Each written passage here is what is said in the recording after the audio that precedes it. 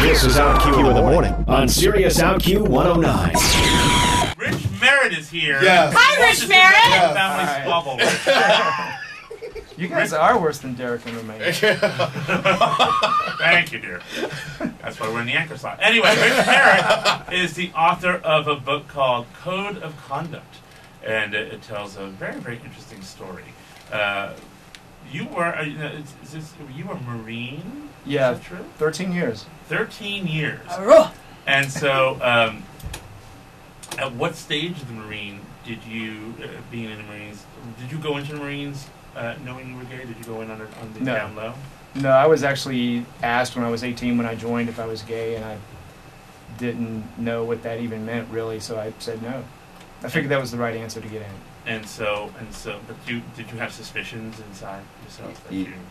I had suspicions, but I was really good at blocking those out because I grew up in this hardcore fundamentalist world. So they really teach you denial from the very first day. Because you're from Greenville, South Carolina. That's correct. Which is a pretty conservative place. Yeah. Mm-hmm. Now, were you raised Baptist, evangelical, or any of these? Fundamentalist. Fundamentalist, right? Sorry. Yeah, I grew up on the campus of Bob Jones University. Wow. Oh my God! All right then.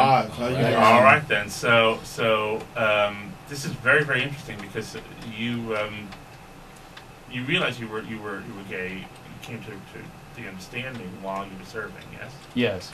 And how did you come to that realization?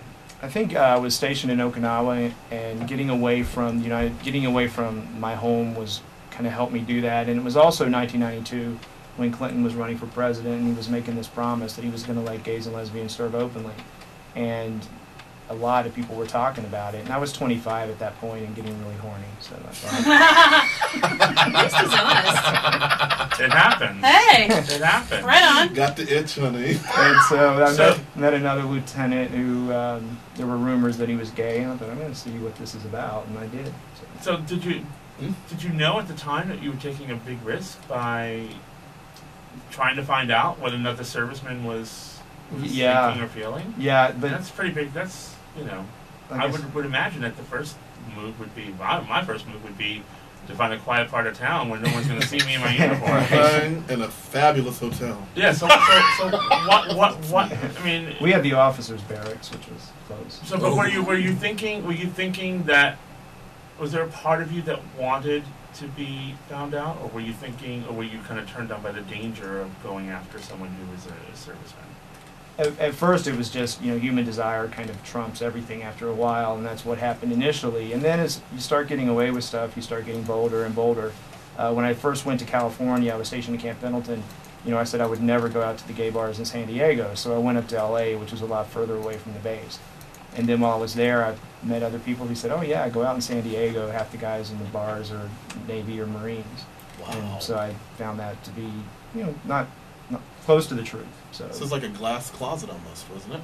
Yeah. Amongst the community. So we're talking to Rich Merritt, the author of a book that you should check out. It's called Code of Conduct here at OutQ in the morning. Our toll-free number is 866-305-6887 should you have any questions or comments. And actually, Rich is going to be doing quite a number of appearances. If you go to his website, he has all kinds of readings and stuff going on, so you should check that out.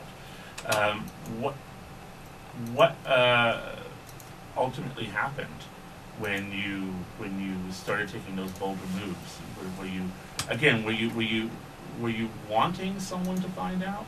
I think that's probably part of it. After the Don't Ask, Don't Tell law was passed, I'm not saying there was necessarily a direct cause and effect, but I remember going through a period of deep depression, and I was also in a job that I was in a position in the Marines that I didn't like at that point, and I was flipping through the Gay and Lesbian Times in San Diego one day, and I saw an ad for male models, and I thought, this will be a lot of fun. Let me see. I won't do the porn, but I'll just see if I could do the porn.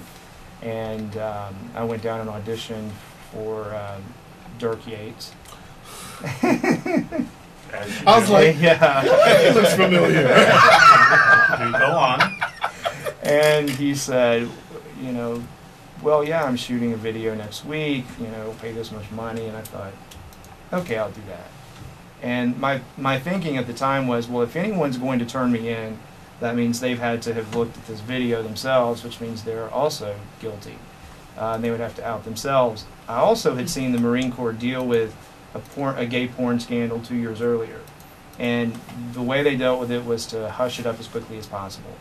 And so I thought, well, you know, they say I can't serve anyway, so if I get caught, I'll just get out.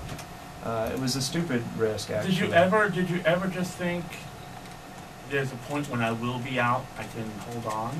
Oh no, I don't understand, or I've only recently have come to understand what delayed gratification means. Okay. All right. Well, all right. Clearly, if they're auditioning for their kids, yes. Yeah. So how much of this had to do with, how much of what you were doing had to do with having fun, and how much of it had to do with being potentially angry with yourself for being gay? In the moment, it was definitely having fun, looking forward to it. You know, but after I would do it, I would feel really guilty, and like you say, probably a lot of the anger.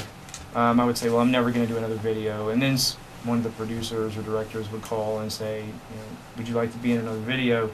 And another part of it too was validation. You know, growing up in a fundamentalist environment where you're told you're born a sinner, and you know you're worthless, your righteousness is as filthy rags in the eyes of God. You know, you carry, especially a kid like me who absorbed all that. You know, you carry that forward, and so I had really low self-esteem, and it was another way of validation. And so, what was your porn name? Danny Orless. Danny Orless. And are your videos still available? Yeah, I think so.